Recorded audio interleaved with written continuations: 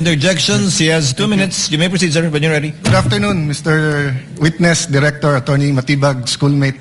Good afternoon, sir, Your Honor. Yeah, just on that point ni Senator Bam, I understand as a law enforcer, as an investigator, you have to take all threats seriously. I'll ask you the same questions I asked the two NBI officers, and I do understand they were not under your supervision during that time dahil dun pa sila kay Director Santiago, no? I won't ask all the questions, but you did review the whole video or just the portions relevant to the statement of the Vice President na no joke, yung November 23. Your Honor, napanood ko po yung video, but you're correct, I focus mainly on the issue that is being undertaken. So simple question, paano naging process kung anong parts ng video at ng statement niya ang paniniwalaan mo or ng task force? So it's not personal. I mean, if you were in the task force or as you said, you created a task force, now at duty nyo yung safety ng high government officials, anong process nyo kung anong parts ng video ang paniniwalaan nyo at hindi? Ng statements niya, what I meant. Well, ang ginawa po natin dyan, doon po mismo sa konteksto ng kanyang sinabi na humanap siya ng papatay at inutos niya na papatayin ang tatlong individual at yun po ay pumayag yung papatay at sinabi pa niya no joke, doon pa lamang po ay na pong nakita yung pong ating hinahanap po na mga pwede niyang pananagutan po sa batas. Well, as an appointee of this government, as a lawyer, as an NBI director, I see your point and I get that. But what I meant is that before that statement, sabi kasi niya, kung papatayin ako, I mean, the record will bear out naman yung eksaktong sinabi niya. No? So this is my paraphrase. But ang pagkaintindi ko sa sinabi niya, kung papatayin ako, eto yung tatlong papatayin mo. And ang impression ko, pinagbibintangan niya yung tatlo na may plot against her. So, yun ang tanong ko dun sa two previous NBI directors. If you're gonna believe that she contracted or talked to, may kausap, no? Siya, if you're gonna believe that may kausap siya at papapatay yung tatlo, will you not believe the previous nung sinabi niyang kung ako naman ang papatayin?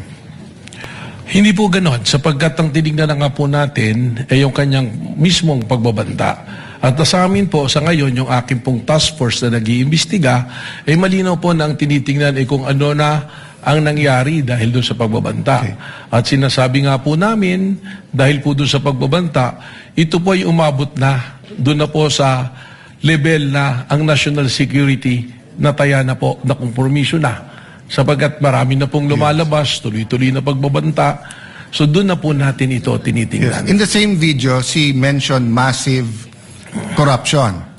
But wala pa dyan kasi yung kayo speech at flood control investigation. So, same question, Director. Naintindihan ko, yun yung pinaniwalaan nyo. May kausap siya, no joke.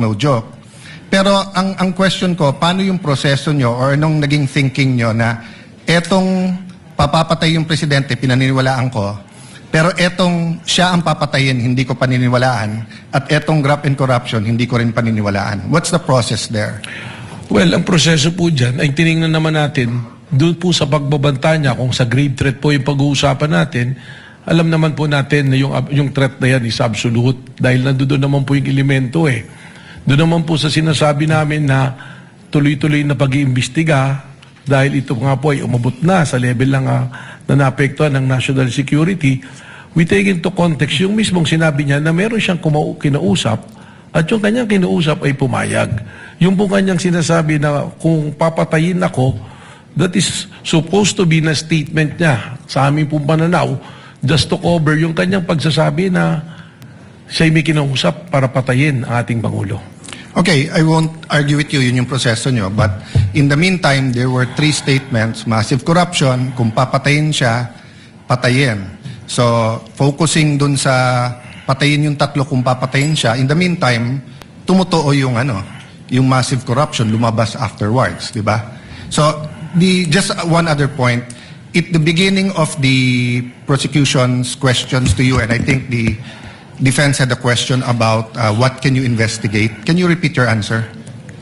as the NBI director and the NBI can investigate, did you say all crimes o yung mga Lahat po ng mga pumapasok sa amin na mga krimen ay amin pong pwedeng imbestigahan, mutu proprio. Ganon din po yung mga krimen na meron pong nagreklamo na araw-araw na may pumupunta sa aming tanggapan para magreklamo. Ito po yung aming iniimbestigahan. At meron din pong mga iniimbestigahan kami na inutos po ng Department of Justice. And by the very nature, under the Constitution po ng Office of the Ombudsman, they can delegate the National Bureau of Investigation to... So as a general rule, you can investigate any crime motu proprio?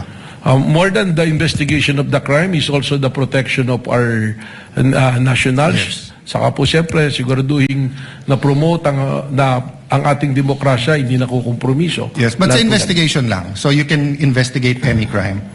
Tama po. Yeah. Isn't that against the Republic Act 10867? The statute the that gives statute you of- power? The act reorganizing and modernizing the National Bureau of Investigation. Sabi dito sa inyong Section 4, the NBI shall have the following powers and functions. Undertake and investigate the detection of crimes and offenses enumerated under Section 5. Section 5, may enumeration, human trafficking cases in all airports, extrajudicial, extralegal killings committed by state security forces against media practitioners' activities, killings of justices and judges, violation of 100175, otherwise known Cyber Crime Prevention Act, cases against Interagency Graft Coordinating Council and violations of the Anti-Dummy Law. Tapos, cases involving threats, security assaults against persons of the President, Vice President, Senate President, Speaker of the House, Chief Justices. Walang congressman, senators, unlike judges lahat. Transnational crimes pursuant to existing international agreements, identification of dead victims in case of mass fatalities, incidents caused by natural disaster, and violation of commercial, economic, financial, white-collar crimes, nakadyan yung law. So, exclusive yung enumeration. Then, provided, however, if that the President or Secretary of Justice may direct the NBI to undertake investigation of any crime when public interest so requires. So, hindi ba limited ang pwede niyong imbestigahan except that ang DOJ at President ang pwede mag-atas? That's my last question. Yes. Kindly wind up. Well, Witness may answer. Yes. Yung pong ating listahan na yan, tama po, nandiyan dyan. Subalit, hindi naman po sinasabi na nalilimita dyan ang aming pong pag-iimbestiga.